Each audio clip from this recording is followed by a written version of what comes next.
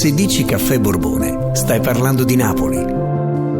Ma non stai parlando solo di una città, della pizza, di Pulcinella.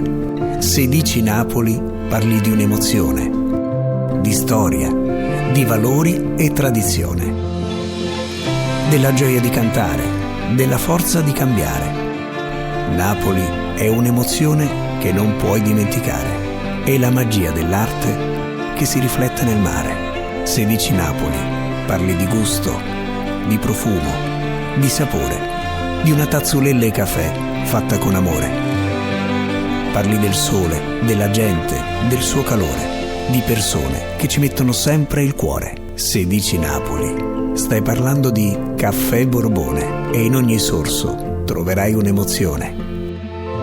Caffè Borbone, magica emozione.